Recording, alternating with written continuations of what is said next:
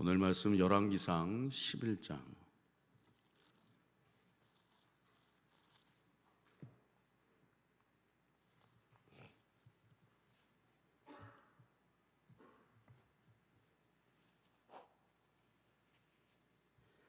열왕기상 11장 26절부터 43절까지 말씀 같이 보겠습니다.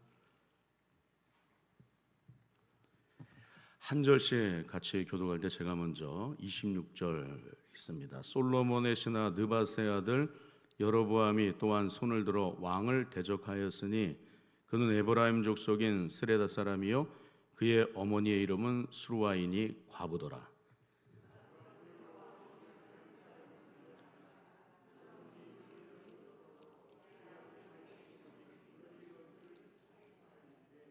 이 사람 여로보암은 큰 용사라. 솔로몬이 이 청년의 부지런함을 보고 세워 요셉 족속의 일을 감독하게 하였더니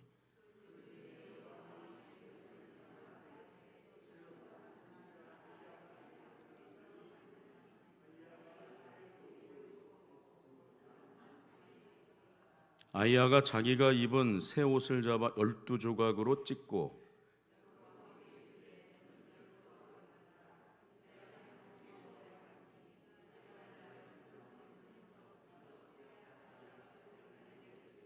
오직 내 종 다윗을 위하고 이스라엘 모든 지파 중에서 택한 성읍 예루살렘을 위하여 한 지파를 솔로몬에게 주리니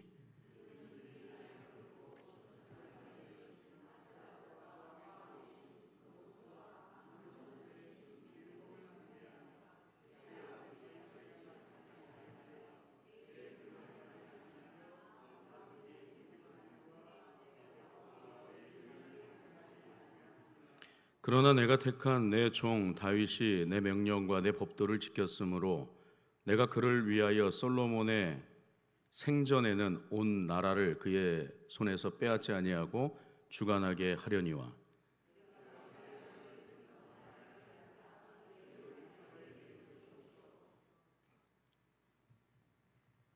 36절인가요? 그의 아들에게는 내가 한 지파를 주어서 내가 거기에 내 이름을 두고자 하여 택한 성읍 예루살렘에서 내 종 다윗이 항상 내 앞에 등불을 가지고 있게 하리라.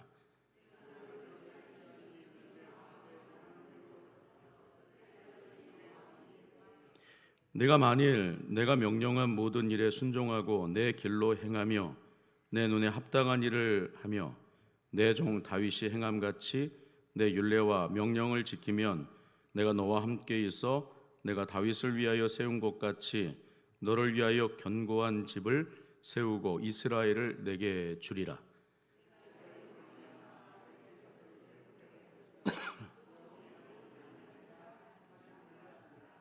이러므로 솔로몬이 여로보암을 죽이려 하매 여로보암이 일어나 애굽으로 도망하여 애굽 왕 시삭에게 이르러 솔로몬이 죽기까지 애굽에 있으니라.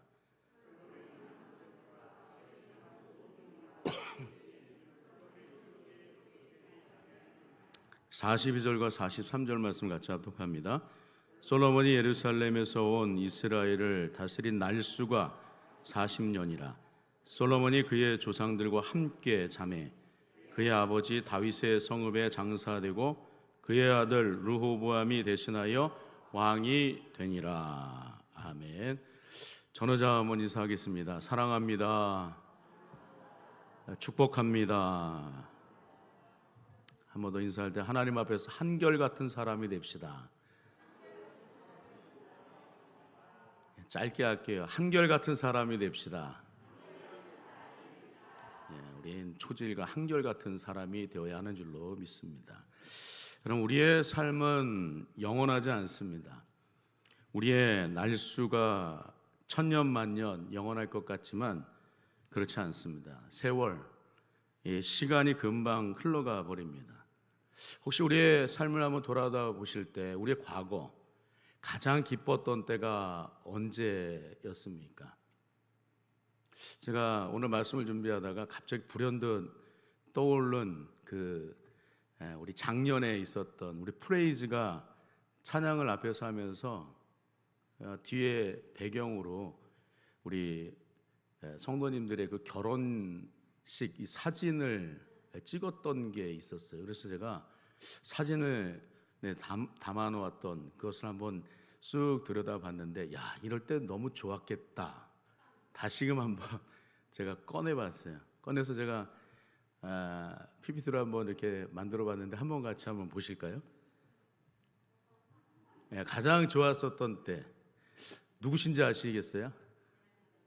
저기 밑에 조그만 글씨로 써 있더라고요. 장로님도 두 분이 저랬어요. 또 하나 넘겨주시면, 누군지 아시겠습니까? 우리 고영인 피택 장로님하고 장경희 권사님, 그리고 한찬욱 피택 장로님하고 우리 김정수 권사님. 또 하나만 넘겨주세요.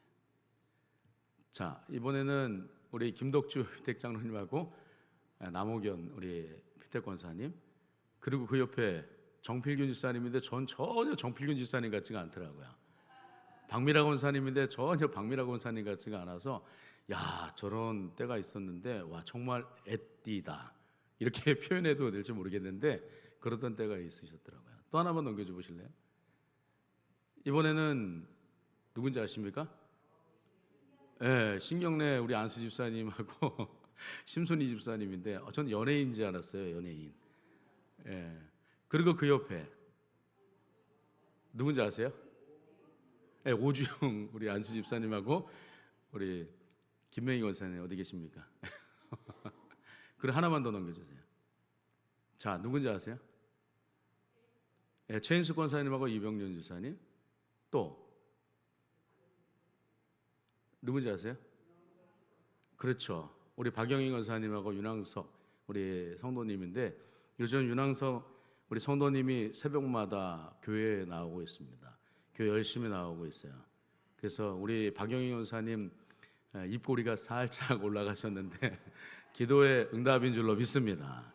그러니까 여러분, 우리가 이렇게 과거에 우리가 지났던 때, 가장 좋았던 때를 기억해 보면 어떻습니까? 너무 참 입가에 미소가 떠오르게 되고 참 많이 행복했다라고 하는 그런 생각을 하게 됩니다.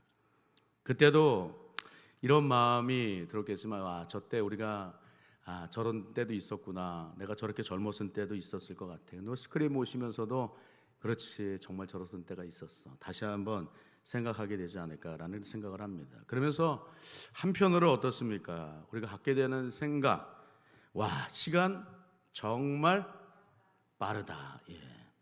시간 정말 빠르다. 시간이 정말 날아가는 것과 같다. 그래서 이 모세는 시편 90편 10절 말씀 가운데 이런 고백을 하잖아요. 한번 같이 한번 읽어볼까요? 말씀 시편 90편 10절의 말씀 같이 한번 읽어보겠습니다. 시작. 한번 띄워주시죠. 네. 읽겠습니다. 시작.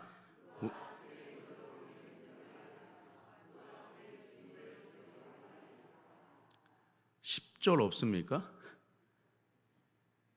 10절.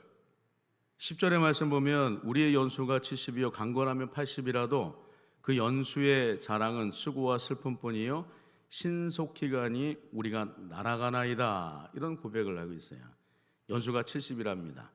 조금 더 강건하면 80 정도밖에 되지 않지만 우리의 삶 자체가 굉장히 빠르게 지나간다. 신속하게 간다. 우리 어르신들 가끔 얘기하시는 거 보면 70대 어르신들은, 야, 진짜 시속 70km 달리는 것 같아. 그리고 80대 어르신은 80km로 달리는 자동차가 달리는 것과 같은 이 시간이 그렇게 흘러간다라고 얘기해요.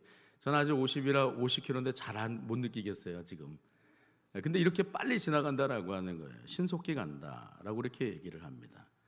우리가 살아가는 시간, 매월이나 매년 수를 따지면 조금 긴 것 같습니다.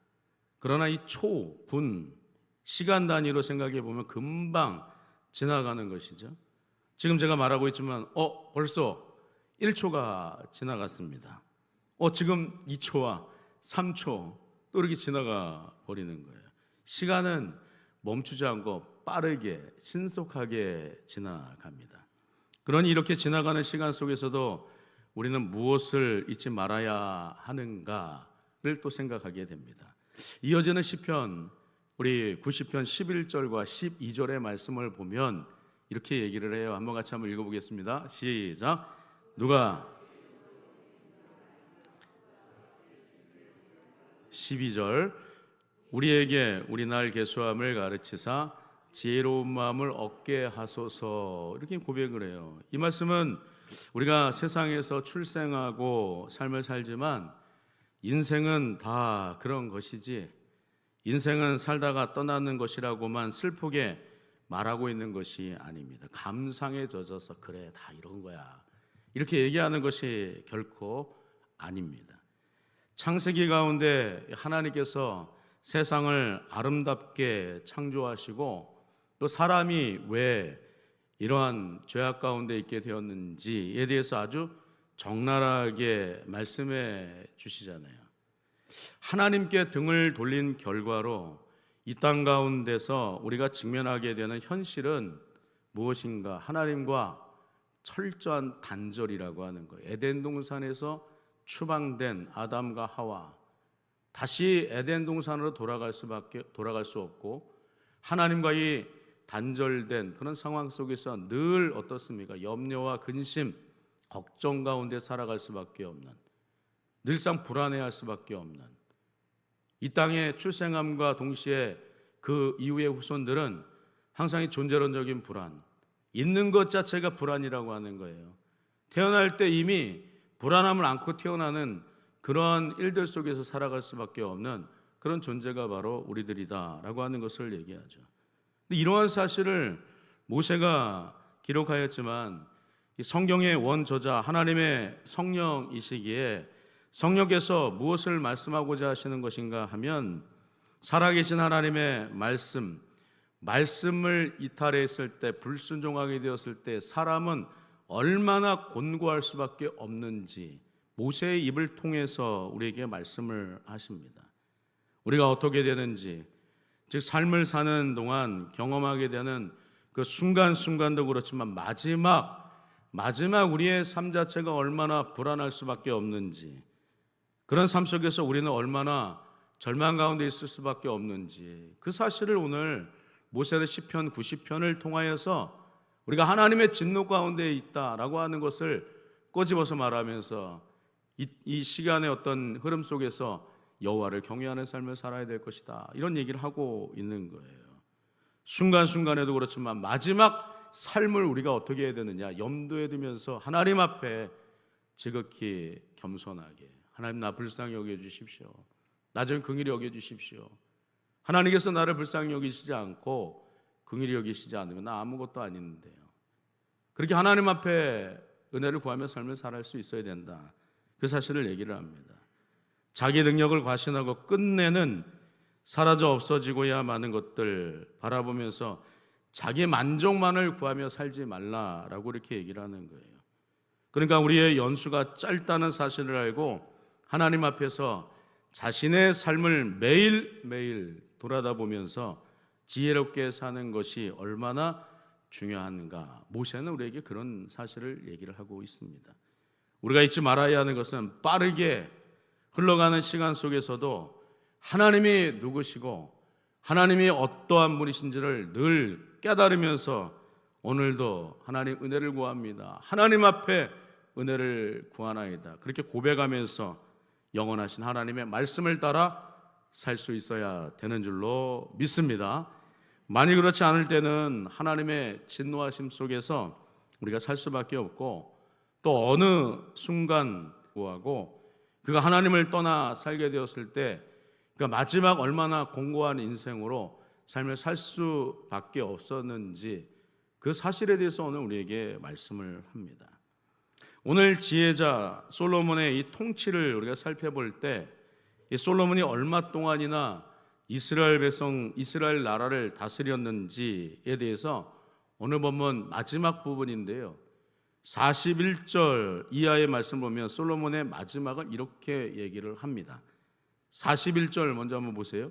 솔로몬의 남은 사적과 그의 행한 모든 일과 그의 지혜는 솔로몬의 실록에 기록되지 아니하였느냐. 42절 같이 한번 읽어보겠습니다. 시작.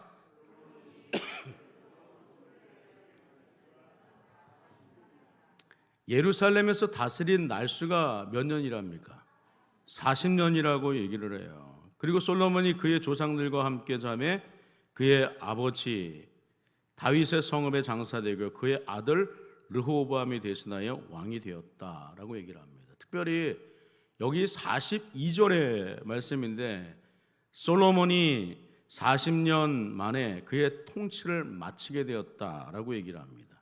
세상에 영원한 것 없는 것 같아요. 앞에서 우리가 솔로몬 나는 어린아이입니다, 나에게 지혜를 달라고 얘기했던 때가 엊그제 같은데, 그리고 솔로몬은 항상 하나님의 지혜로만 살 수 있을 것만 같았는데 그의 삶을 하나하나 또 들여다보고 순간순간 그가 살아갔던 인생의 그 믿음의 여정을 보면 하나님을 온전히 믿고 살았던 그 모습보다는 말년에 가서 참 하나님 너무 많이 떠나 있다, 하나님과 너무 거리가 멀은 이런 삶을 사는구나 라는 생각을 하게 됩니다. 그의 지혜와 그의 권력과 그의 재물과 그의 모든 것들이 다 영원할 것 같지만 그렇지 않았다라고 하는 것이죠. 권력도 물질도 육신도 모든 것이 다 끝나버렸다.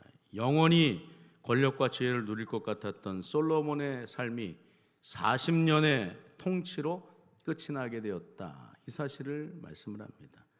솔로몬의 마지막 이 말씀을 통해서 우리가 몇 가지 생각을 해볼 수 있을 것 같습니다. 첫 번째는 솔로몬은 굉장히 탁월한 이 지혜를 가지고 있었다라고 하는 것이죠. PPT 한번 넘겨주실래요? 솔로몬은 굉장히 탁월한 지혜를 가지고 있었어요. 백성들을 재판할 때 혀를 내두를 정도로 탐복할 만한 그의 지혜를 나타내 보여준 바가 있죠. 내부적으로 자기가 다스리는 백성들, 그것도 가장 선하다고 할 수 있는 이 창기들, 그 창기들이 한 아기를 놓고 자기 아이라고 이렇게 말하였을 때 기가 막힌 지혜를 발휘해서 진짜와 가짜 엄마를 가려내었던 이 솔로몬의 지혜는 탐복할 만한 것이었습니다. 또 외부적으로는 어떻습니까? 외부에서 이 스바의 여왕이 찾아와서 그의 지혜를 시험하였을 때 그의 지혜가 정말 대단하다, 와 정말 솔로몬 말로만 듣고 정말 그럴까, 내가 의혹을 품었었는데 진짜 직접 찾아와서 보니까 정말 대단하다, 이런 고백을 하게 되잖아요. 그러니까 대내외적으로도 이 솔로몬 지혜 탁월하다라고 하는 것을 여러 많은 사람들이 깨닫게 되는 거예요. 그의 지혜는 굉장히 탁월한 지혜였다라고 하는 것입니다. 두 번째, 이 솔로몬은 조직과 행정적인 면뿐만 아니라 외교 정책에도 굉장히 능숙한 사람이었다라고 하는 걸 알 수가 있잖아요. 스바 여왕이 찾아왔을 때 그의 대신들, 신하들, 참모진들을 보고 와 정말 대단하다, 이렇게 탐복한 적이 있어요. 그런 이 솔로몬이 다스렸을 때 행정관료들 뿐만 아니라 나라를 정말 저렇게 다스리니까 나라가 저렇게 부강할 수밖에 없지, 이런 생각을 스바의 여왕으로 하여금 갖도록 만들었던 이 솔로몬의 이 행정 시스템조차도 굉장한 것이었다, 사실을 알 수가 있습니다. 세 번째로 그의 탁월한 조직, 외교 정책. 그 외교 정책이 있었지만 나중에 와서 그 외교 정책은 어떤 이 솔로몬의 삶을 또 이렇게 만들어내는가 하면 그의 삶 자체를 타락하게 만들었다라고 하는 것에 대해서 얘기하죠. 결국 솔로몬이 하나님을 등지게 되는데 영원할 것 같은 그의 지혜와 능력, 마지막에 가서는 한계를 드러낼 수밖에 없다라고 하는 거예요. 솔로몬이 가지고 있는 지혜, 지식, 그것도 하나님께서 계시하여서 덮여져 있던 것을 이렇게 열어서 알게 해주시지 않으면 전혀 알 수가 없는 지혜와 하나님의 능력이었다라고 하는 거. 그러니까 인간은 어떻습니까? 아무리 뛰어나고 능력이 많다 할지라도 한계를 가질 수밖에 없다. 그 이성, 그의 지혜는 한계를 가질 수밖에 없다라고 하는 거. 그러니까 우리는 누구의 그 지혜를 구해야 합니까? 하나님의 지혜를 우리는 구해야 한다라고 하는 거예요.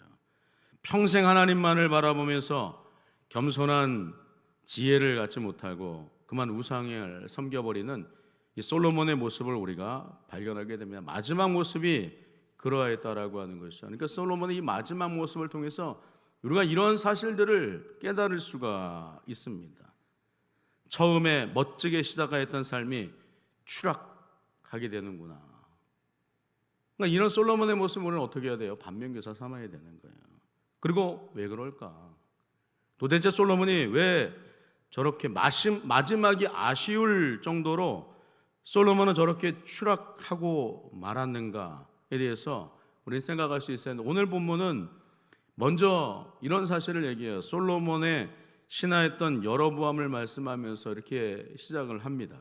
26절의 말씀을 한번 보실래요? 26절 말씀 한번 같이 읽어보겠습니다. 시작.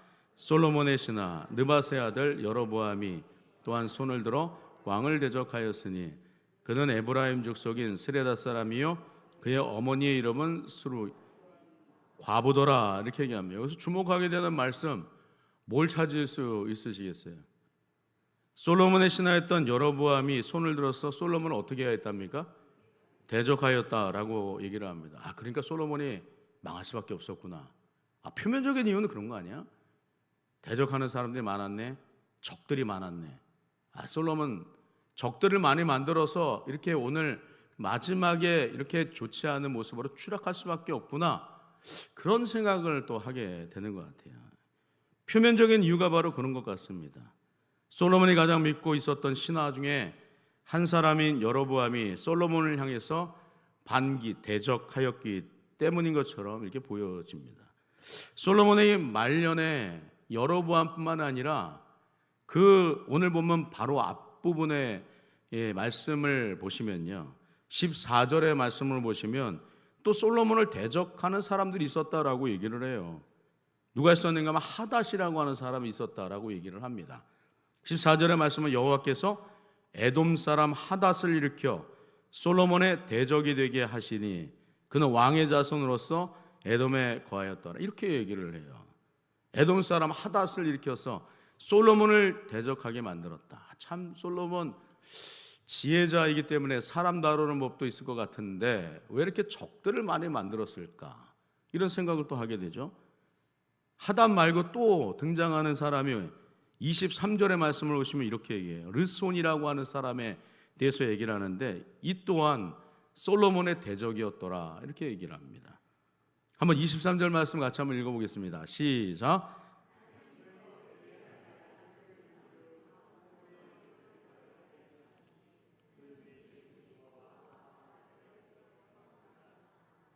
하나님이 또 엘리야다의 아들 르손을 일으켰다라고 이렇게 얘기를 합니다. 역시 여기서도 눈에 들어오는 그 말씀, 르손이 솔로몬의 대적자가 되었더라 이렇게 얘기를 합니다. 하닷도 그렇고 또 르손도 마찬가지고 또 오늘 본문 가운데서는 누구를 얘기를 합니까? 여로보암이 솔로몬의 이 대적자가 되게 되었다라고 얘기를 하는 거예요. 근데 참 말씀을 읽어보면서 참 이게 신기한 거는 뭐냐면 이것을 다 누가 이렇게 계획하셨는가 하면 하나님께서 하셨더라. 주체가 누구였는가? 하나님께서 그렇게 하셨더라 라고 하는 것을 얘기를 합니다. 하나님께서 솔로몬의 대적자로 하닷을 세웠고 또 이 솔로몬의 대적자로 르손을 세웠고 또 여로보암까지도 하나님께서 세웠더라 이렇게 얘기를 하는 거예요. 그러면 여러분 우리가 이 말씀 속에서 이 솔로몬이 나중에 이렇게 마지막에 추락하게 된 이유는 주변에 많은 사람들 르손이라든지 하닷이라든지 여로보암 때문이었다라고 우리가 표면적인 이유, 보편적인 이유는 그런 거 아니겠어? 생각할지 모르겠지만 이면적으로는 무엇 때문이었는가? 하나님께서 그렇게 하셨다. 이 사실을 기억할 때 본질적으로는 하나님께서 솔로몬에게 이러한 어려움을 주셨다라고 하는 것을 우리가 생각하게 됩니다. 왜 하나님께서는 솔로몬으로 하여금 이렇게 어려운 일들에 직면하게 만들었을까? 왜 이렇게 적들을 많이 곳곳에 또 세워두셨는가? 하나님께서 왜 그렇게 그런 사람들을 이렇게 세웠을까? 이 사실을 우리가 또 생각을 해보게 됩니다. 그 사실을, 그 이유는 무엇 때문이었는가 하면 끝까지 솔로몬이 하나님을 온전히 믿음 가운데 바라보지 않았기 때문에, 하나님 버렸기 때문이라는 거예요. 하나님을 신뢰하지 않았기 때문이라고 하는 거예요. 하나님을 존귀 높이고 하나님을 경배해야 되는데 하나님을 경배하지 않고 다른 우상을 경배했던 이 솔로몬의 우상 숭배, 하나님께서 제일 싫어하는 모세를 통하여서 출애굽기 20장의 시내산에서 언약 두 돌판해 주시면서 너는 나 외에는 다른 신들을 내게 있게 말지니라. 제1계명부터가 하나님 외에 다른 것들 섬기지 말라라고 계명까지 주셨잖아요. 근데 이 솔로몬은 그러지 않은 거예요. 하나님만을 온전히 섬기지 않은 그 이유로 인해서 여러 주변의 많은 대적들이 그의 발목을 잡게 되었고 그는 추락하게 될 수밖에 없었다. 그 사실을 얘기합니다. 그래서 두 번째로 오늘 본문이 30절 이하의 말씀을 보시면요, 왜 솔로몬이 추락할 수밖에 없었는지 아히야 선지자를 통해서 이런 말씀을 전합니다. 30절 이하, 30절 말씀 한번 같이 한번 보세요. 아히야가 자기 입은 새 옷을 잡아 12조각으로 찢었다라고 얘기하잖아요. 31절 여로보암에게 이르되 너는 10조각을 가지라. 이스라엘의 하나님 여호와의 말씀이 내가 이 나라를 솔로몬의 손에서 찢어 빼앗아 10지파를 내게 주겠다, 이렇게 얘기합니다. 32절의 말씀 한번 같이 한번 읽어볼게요. 시작. 오직 내 종 다윗을 위하고 이스라엘 모든 지파 중에서 택한 성읍 예루살렘을 위하여 한 지파를 솔로몬에게 주리니, 이 얘기를 하십니다. 여러분, 이게 무슨 말씀인가 하면 이스라엘이 나뉘어지게 된다라고 하는 거예요. 분열된다라고 하는 것을 얘기합니다. 여로보암에게는 몇 지파를 준답니까? 몇 개요? 10개의 지파를 주겠다라고 얘기를 해요. 솔로몬과 그의 후손들에게는 한 지파만을 주겠다, 이렇게 얘기를 합니다. 이러한 사실을 하나님께서 아히야 선지자로 하여금 여로보암에게 전하고 있습니다. 왜냐하면 이어지는 33절의 말씀이 중요한데 33절의 말씀은 이렇게 얘기해요. 이는 왜냐하면 이런 것이죠. 그들이 나를 버리고 시돈 사람의 여신 아스다롯과 모압의 신 그모스와 암몬 자손의 신 밀곰을 경배하며 그의 아버지 다윗이 행함 같지 아니하여 내 길로 행하지 아니하며 나보기에 정직한 일과 내 법도와 내 율례를 행하지 아니하였기 때문이라. 그 이유를 콕 집어서 설명을 하고 있습니다. 솔로몬이 마지막에 가서 왜 이렇게 추락하는 그런 삶을 살았는가? 왜 여로보암이 그를 대적하였고 하닷이 그를 대적하였고 르손이 일어나서 솔로몬을 대적할 수밖에 없었는가? 그가 하나님 되심을 인정하지 않았기 때문이라고 하는 거예요. 솔로몬이 하나님 바라보지 않았기 때문이라고 하는 거예요. 33절에서 이는 왜냐하면 그들이 나를 버렸기 때문이다 라고 얘기하잖아요. 그들이 솔로몬으로 인하여서 그들이 이스라엘 백성들이 하나님을 버리게 만들었다라고 하는 거예요. 그러면 오늘 이 말씀을 통하여서 우리가 잘 한번 생각해 보세요. 나는 하나님 앞에서 괜찮습니까? 나는 하나님 앞에서 어떻습니까? 나로 인해서 하나님의 영광이 드러나지 않고 나로 인해서 나의 잘못된, 나의 온전치 못한 모습으로 인해서 다른 사람들이 하나님 바라보지 못하도록 만드는 그런 일들은 없는가? 우리 자신들을 돌아볼 수 있어야 하는 줄로 믿습니다.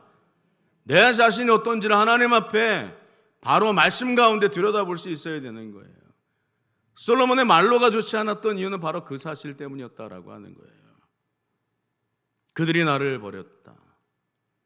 자기 자신도 하나님 앞에 온전하게 서 있지 못하는데 자기가 다스렸던 이스라엘 백성들마저도 하나님을 등져버리게 만들었던 이 원인이 되었던 이 솔로몬의 이 잘못과 허물을 하나님께서 그냥 보시지 않았다라고 하는 것을 말씀을 하는 것입니다.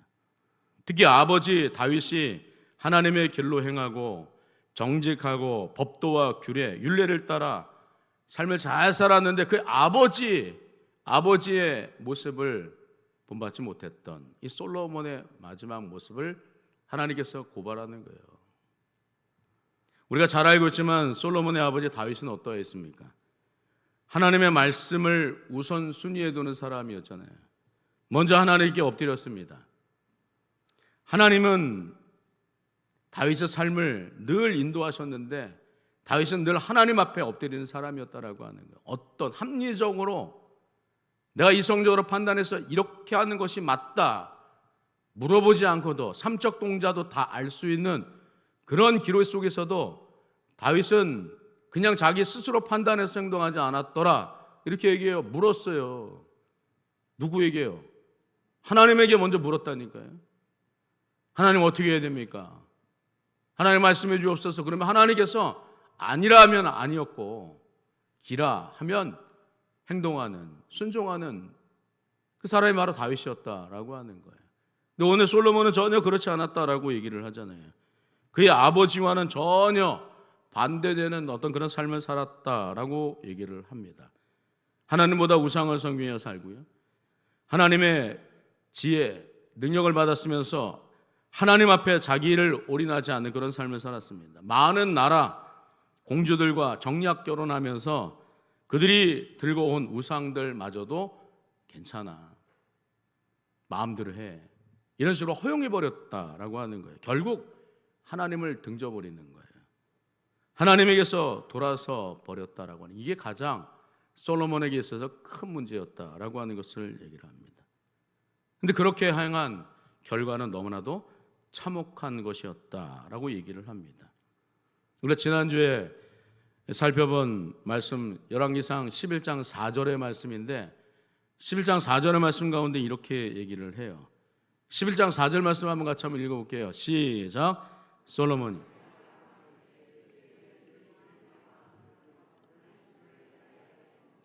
왕의 마음이 그의 아버지 다윗의 마음과 같지 아니하여 그의 하나님 여호와 앞에 온전하지 못하였으니, 여기서 주목해서 봐야 될 게 뭡니까? 왕의 마음이 그의 아버지 다윗의 마음과 같지 아니하였다라고 하는 거예요. 또 오늘 보면 33절에서도 그와 같은 내용이 동일하게 나타나잖아요. 그의 아버지 다윗의 마음과 같지 아니하였다, 이 말씀의 반복이 됩니다. 4절 왕의 마음이 그의 아버지 다윗의 마음과 같지 아니하여 그의 하나님 앞에 온전하지 못하였으니, 이렇게 얘기합니다. 두 번씩이나 반복해서 솔로몬의 잘못된 것이 무엇인지를 콕 집어서 얘기를 하고 있어요. 근데 또 오늘 열왕기상 11장 6절의 말씀을 보면 또 동일한 말씀이 이렇게 반복이 된다는 거예요. 11장 6절도 한번 같이 한번 읽어보겠습니다. 시작. 솔로몬이 여호와의 눈앞에서 악을 행하여 그의 아버지 다윗이 여호와를 온전히, 이 보면 그의 아버지 다윗이 여호와를 온전히 따름같이 따르지 아니하였다라고 이렇게 얘기를 합니다. 그리고 열왕기상 11장 9절 상반절의 말씀 보면 솔로몬이 어떠하였고 하나님께서는 어떠한 반응을 보이셨는지를 말씀할 때 솔로몬이 마음을 돌려 이스라엘의 하나님 여호와를 떠남으로 여호와께서 그에게 진노하셨더라, 이렇게 말씀을 합니다. 여러분, 여기서 우리가 잊지 말아야 하는 거, 계속적으로 하나님께서 자기 백성들에게 말씀하신다라고 하는 거예요. 솔로몬에게 한 번만 말씀하셨겠습니까? 두 번, 세 번, 연거푸 계속 말씀했겠죠. 돌아올 때까지, 깨닫고 돌아올 때까지. 오늘날 우리들에게는 하나님께서 한 번만 말씀하실까요? 수도 없이 말씀하시는 줄로 믿습니다. 자기 백성들에게 항상 하나님은 약속의 말씀을 하시는 거예요. 근데 그 말씀을 듣고 우리의 마음을 돌이킬 수 있어야 된다라고 하는 거예요. 하나님이 말씀 주실 때, 이 말씀이 나에게 하시는 말씀이다, 이 말씀은 내가 들어야 될 말씀이 아니라 이 집이가 들어야 될 말씀이고 저 집이가 들어야 될 말씀이고 나하고는 정말 무관한 그런 말씀이다, 이렇게 생각하면 착각이라는 거예요. 착각. 누가 들어야 되는 말씀입니까? 내가 들어야 될 말씀이에요. 내가 들어야 될. 그러니까 끊임없이 우리에게 전하시는 하나님의 말씀을 듣고 우리는 어떻게 해야 돼요? 하나님, 나를 불쌍히 여기소서, 나를 긍휼히 여겨 주옵소서, 용서하여 주옵소서, 그렇게 우리는 기도할 수 있어야 되는 것입니다. 그래서 열왕기상 11장 11절인데요, 여호와께서 솔로몬에게 말씀하시되 내게 이러한 일이 있었고 또 내가 내 언약과 내가 내게 명령한 법도를 지키지 아니하였으니 내가 반드시 이 나라를 내게서 빼앗아 내 신하에게 주리라. 오늘 본문에서 여로보암에게 아히야 선지자가 나타나서 10조각의 이 옷을 찢어서 그에게 줬던 그 이유는 무엇 때문이었는가?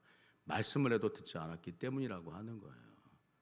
그러니까 우리가 하나님께서 말씀하실 때 정말 하나님 내게 하시는 말씀이니 내가 그 말씀대로 온전히 순종하며 살겠나이다. 그렇게 우리는 고백하며 살아야 하는 줄로 믿습니다. 하나님의 말씀 우리의 마음판에 새기고 그 말씀대로 온전히 준행하며 나가는 그런 삶을 살 수 있어야 돼요. 만약에 듣지 않으면 불순종하면 여러분 이게 무서운 거예요. 하나님께서 마음을 돌려 우리를 떠나면 우린 정말 아무것도 소망도 없고 절망 가운데 있을 수밖에 없는 그런 존재들이다. 하나님의 말씀을 따라 살지 않으면 하나님께서는 더 이상 그에게 말씀하지 않으시고 마음을 돌려버리신다. 이것 사실을 우리가 기억해야 돼요. 사울, 이스라엘의 초대왕 사울을 통해서 우리가 그 모습을 발견할 수 있잖아요.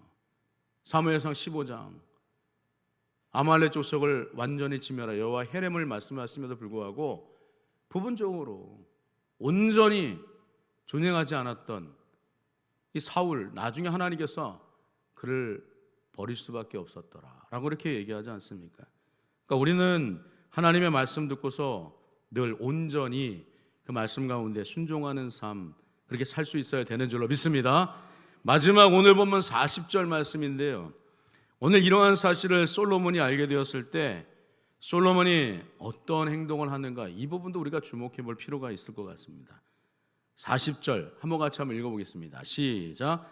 이러므로 솔로몬이 여로보암을 죽이려 하매 여로보암이 일어나 애굽으로 도망하여 애굽 왕 시삭에게 이르러 솔로몬이 죽기까지 애굽에 있으니라. 이 말씀을 합니다. 솔로몬의 온전치 않은 모습 여실히 드러나는데 하나님의 말씀을 듣고서 솔로몬이 행하여야 하는 것은 그가 하나님 앞에 나아가 엎드리는 것이었음에도 불구하고 그가 그렇지 않았다라고, 자기 의지로 자기의 권력과 자기의 힘으로 하나님의 뜻을 꺾을 수 있단 말입니까? 전혀 그렇지 않아요. 그럴 수 없다라고 하는 거예요. 그럼 우리는 어떻게 삶을 살아야 되느냐, 계속 반복해서 말씀을 드리지만 오늘 반복해서 우리에게 말씀하시는 거 돌아가야 된다는 거예요. 누구에게요? 하나님 앞에. 하나님 앞에 돌아가는 삶을 살 수 있어야 되는 줄로 믿습니다. 하나님 앞에 우리 자신의 철저한 우리의 완악함, 이런 모습을 하나님 앞에 회개해야 돼요. 하나님, 나를 구원하소서. 이 죄악 많은 내 심령 가운데 바울사다가 고백했던 것처럼 내 마음 안에는 사망의 법과 생명의 법이 있는데 사망의 법이 나를 사로잡아 나를 거꾸로 트린다, 이런 얘기를 하잖아요. 오거라 나는 공고한 사람이라 누가 나를 이 사망의 몸에서 건져내랴, 그렇게 고백하잖아요. 근데 그렇게 고백하고만 마침표 쿵 찍은 게 아니에요. 바울사도는 예수 그리스도를 찬양하라, 이렇게 얘기를 하는 거예요. 예수님을 얘기하는 거예요. 우리가 우리 힘으로 능력 있는 삶을 살 수 있답니까? 없어요. 누구를 힘입어야 됩니까? 예수 그리스도를 힘입어야 되는 줄로 믿습니다. 예수 안에 있어야 되는 거예요. 예수 안에. 예수님의 보혈의 능력을 의지해야 되고 십자가 능력을 바라보며 살아갈 때 우리는 이 땅 가운데 살며 넉넉히 이기는 그런 삶을 살 수 있게 되는 줄로 믿습니다. 우리에겐 힘이 없는데 우리 주님을 의지하며 하나님 내게 힘 주시옵소서, 그 은혜를 힘입어 온전히 주님만을 바라보겠나이다. 믿음 주시고 또 은혜를 베풀어 주시고 그 주시는 은혜 속에서 승리하며 삶을 살게 하옵소서. 마지막 솔로몬의 모습과 같이 말로가 좋지 않은 그런 모습이 아니라 한결같은 그런 모습으로 초지일관 하나님만을 바라보고 의지하며 삶을 살아갈 때 늘 이기게 하시고 승리케 하시는 주님의 은혜로 충만한 그런 삶을 살게 하옵소서. 간절히 기도하시고 이 땅 가운데 늘 승리하시는 우리 사랑하는 모든 권속들 다 되실 수 있기를 주님의 이름으로 축원합니다. 기도합니다. 하나님 아버지, 은혜와 사랑을 감사합니다. 솔로몬의 마지막 모습을 우리가 들여다보면 우리가 어떻게 삶을 살아야 하는지, 처음도 마지막도 자고하지 말고 교만하지 말고 겸손하게 허리를 동이며 하나님의 살아계심을 온전히 바라보며 믿음 가운데 살아가게 하여 주옵소서. 그래서 하나님께서 우리의 삶을 복되게 하시고 평안케 하시고 능력 있게 하시고 힘 있게 하시는 것을 삶의 모든 여정 속에서, 믿음의 여정 속에서 주님 날마다 경험해 나가는 우리 사랑하는 모든 권속들 다 되게 하여 주옵소서. 예수님 이름으로 간절히 기도하옵나이다. 아멘. 교회 소식 알려드립니다. 우리 다음 주 오후 예배 후에는 권사회 원례회로 모이고 아울러서 당회로 모이겠습니다. 이번 주 순예배 순회합니다. 금요일 우리 여자 14순인데 저녁에 모이도록 하겠습니다. 청지기 작정을 합니다. 우리 작정서 기록해서 나가실 때 아직 청지기 작정 못하신 분들은 우리 유순혜 전사님한테 내주시거나 또 2층 사무실로 제출해 주시면 감사하겠습니다. 본당 지표는 안내석에 성경 통독 읽기표가 마련되어져 있습니다. 올 한 해 그리고 성경을 사랑하시고 읽으실 수 있기를 바랍니다. 저희가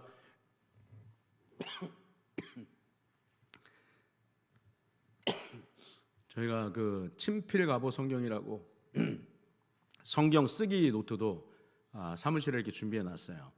그래서 지금 여기 강단에 없는데 저희 다음 주에 사진을 찍어서 보여드리겠습니다. 그래서 필사도 하셨으면 좋겠어요. 이번에 그 자녀들을 위해서 그 성경을 쓰기 해서 자녀들에게 그 성경을 쓴 성경을 우리 부모님들이 또 물려주시면 참 좋겠다. 가보로 물려주시면 참 좋겠다 생각이 듭니다. 그래서 성경을 읽기도 하시고 쓰기도 하시는 그래서 큰 은혜가 우리의 성도님의 삶 가운데 임하기를 주님의 이름으로 축원합니다. 자, 우리 기부금 신청서가 안내석에 마련되어 있습니다. 서류가 필요하신 분은 신청서를 작성해서 사무실로 제출해 주시고요. 제37기 도고기도자, 강당기도자 우리 합심기도 하는데 우리 37기 62분이 또 이렇게 마련되어졌습니다. 제가 우리 교육자들하고 회의하다가 70명 찍었으면 좋겠다. 처음에는 75명이래요. 그래서 내가 놀랐어요. 이거 80명 되겠는데? 알고 보니까 10장을 잘못 셨다 그러더라고요. 예, 그래서 마음이 그랬는데 동일하게 36기하고 62분이 이렇게 신청했다고 얘기를 합니다. 우리 그리고 성도님들은 그 기도 제목을 꼭 써서 내세요. 그러면 우리 도구 기도자들과 강당 기도자들이 그 월요일부터 토요일 주일까지 해서 여러분들을 위해서 기도합니다. 그러니까 기도로 올 한 해도 작년도 하나님께서 은혜를 주셨는데 올 한 해도 기도로 승리하는 우리 사랑하는 모든 권속들 다 되실 수 있기를 간절히 바랍니다. 올 한 해 우리 건축 헌금을 작정합니다. 물심양면 십시일반입니다. 그래서 우리 중직자들 보니까 중직자들이 아직 그 참여 안 하신 분들이 있더라고요. 개인적으로 또 전화 드릴 수도 있을 것 같아요. 존말할 때 해주시면 감사하겠고요. 우리 모든 성도님들이 함께 동참을 합니다. 그래서 보니까 30분이 신청서를 내셨어요. 보시면 아시겠지만 우리 교회가 아름다워지기 위해서 우리가 서로가 물심양면 십시일반으로 하는 거니까 나는 빠져도 괜찮겠지 이런 마음 갖지 마시고 서로가 우리 교회를 위해서 또 앞으로 향후 우리 후손들에게 또 좋은 환경 물려줄 수 있기를 위해서 기도하시면서 그렇게 잘 좀 이렇게 준비했으면 참 좋겠다 생각이 듭니다. 우리 다음 세대 수련회가 계획되어져 있고요. 우리 피택자 국내 성지 순례와 또 수료식이 계획되어져 있습니다. 봄방학 특별 새벽기도에 우리 계획되어져 있는데 위에서 매번 이렇게 모일 때마다 기도하시고 도고기도 강당기도 하실 때 꼭 기도하실 수 있기를 바랍니다. 나머지 강원은 주보를 참고하시고요. 우리 1,000번째 예물 김명희 권사님, 이현옥 피택 권사님 예물 봉헌했습니다. 기도하고 주기도문으로 수요일 밤 예배 마칩니다. 하나님 은혜와 사랑을 감사합니다. 늘 우리가 하나님의 은혜를 사모하며 살기를 원합니다. 은혜로 주시는 귀한 방편 오직 말씀과 기도 말씀 앞에 서게 하시기를 원합니다. 우리에게 들려주시는 그 말씀 앞에 순종하여 주님의 놀라운 은혜 역사를 삶 가운데 늘 체험하는 우리 사랑하는 권속들 되게 하시고 순간순간 어려운 일들을 만나고 직면하게 될 때 하나님 앞에 간절히 기도함으로 큰 아버지 하나의 힘과 능력을 공급받게 하시고 어려움도 능히 이겨내는 우리 사랑하는 모든 권속들 다 될 수 있도록 축복하여 주옵소서. 하나님 오늘 은혜를 주신 은혜를 힘입어서 남아있는 이 3일로간도 주의 은혜 가운데 믿음으로 승리해 나가는 우리 사랑하는 권속들 다 되게 하여 주옵소서. 날씨가 많이 쌀쌀합니다. 우리 소망부 어르신들 강건하게 하시고 우리 모든 권속도 움츠러들지 말게 하시고 따뜻한 우리 성령님께서 함께 동행하여 주심으로 말미암아 하나님 어깨 펴고 강하고 담대한 믿음의 자녀들처럼 삶을 살아갈 수 있도록 축복하여 주옵소서. 귀한 예물을 봉헌한 우리 사랑하는 권속들에게 은혜를 베풀어 주시고 생업의 현장과 일터와 직장에 있어의 삶 가운데 큰 은혜로 형통의 복으로 함께하여 주옵소서. 예수님 이름으로 간절히 기도하옵나이다. 아멘. 하늘에 계신 우리 아버지여, 이름이 거룩히 여김을 뜻이 하늘에서 이룬 것 같이 땅에서도 이루어지이다. 오늘날 우리에게 일용할 양식을 주옵시고 우리가 우리에게 죄 지은 자를 사하여 준 것 같이 우리의 죄를 사하여 주옵시고 우리를 시험에 들게 하지 마옵시고 다만 악에서 구하옵소서. 대개 나라와 권세와 영광이 아버지께 영원히 있사옵나이다. 아멘.